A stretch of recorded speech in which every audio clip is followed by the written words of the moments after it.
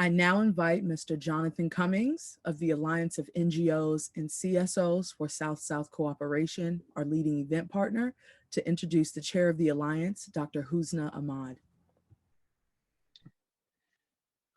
Wow. Thank you very much, Alexandra, for the introduction. And thank you for everything you've done to make this event a reality. Realistically, yes, this was a team effort, but without your motivation and passion, this event wouldn't have been at the caliber which it is right now. So thank you, I really, really appreciate that. So good morning, good afternoon, good night, depending on which part of the world you're from. We're grateful to have you joined us for this virtual exhibition in conjunction with celebrating the United Nations International Decade for People of African Descent.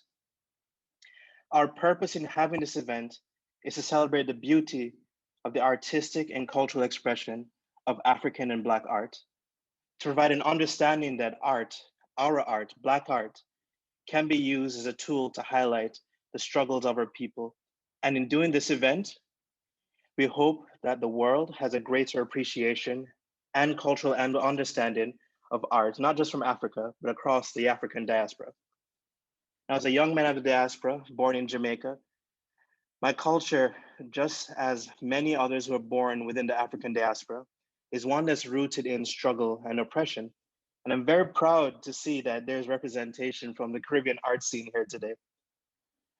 This way, just by seeing how people from the Caribbean, from Africa, from folks in Black America, we need to understand that we're distant relatives who have been divided because of the transatlantic slave trade. I believe that one of the things that can unite us and will unite all of us is our art and cultural expression. And now with that, I have the honor of introducing Dr. Husna Ahmad. Now, Dr. Husna is the chair of the Alliance of NGOs and CSOs for South-South Cooperation. And ANCSSC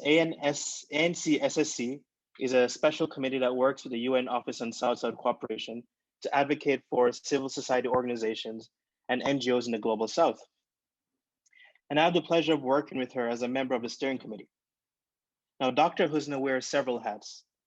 She's the CEO of Global One, a London-based charity that promotes women empowerment and does on-the-ground development projects throughout the continent of Africa. She promotes interfaith dialogue globally. Dr. Husna also serves on the steering committee of the World Bank's Moral Imperative Initiative. She's a member of the UN Interagency Task Force on Religion and Development. And she's the Secretary General of the World Muslim Leadership Forum. And she was appointed as an officer of the Order of the British Empire. And as you can see, she's a very impressive woman, and I'm so glad that I got to know her. So now, Dr. Husna, the floor is yours.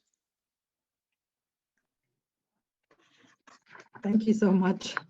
Assalamu alaikum, Jonathan, Alexandria, Excellencies, ladies and gentlemen, brothers and sisters. Can you all hear me? Because I'm having a little bit of problem with my internet today, so I hope that you can hear what I'm saying. My name is Husna Ahmad, and I'm joining you today from London, UK, to celebrate the UN International Decade of People of African Descent.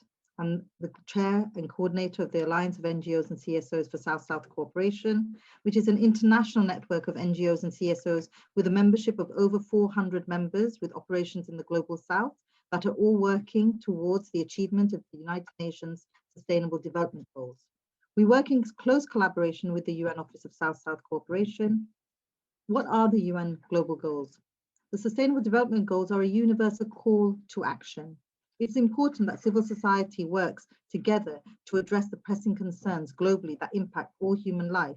The necessity of protecting the planet is the theme behind the SDGs, but also a common theme that all civil society actors want to preserve our world. The NCSSC strives to enhance civil society's understanding of the value of South-South and triangular cooperation in developmental, humanitarian, and related spheres. It encourages sharing of knowledge, expertise, and contextually appropriate technologies and assets among NGOs and CSOs, particularly the ones that have been developed in their respective organizational and operational experiences in the Global South. I'm just going to mention the Quran, So, O mankind, lo, we have created you, male and female, and have made you nations and tribes that ye may know one another. Lo, the noblest of you in the sight of Allah is the best in conduct.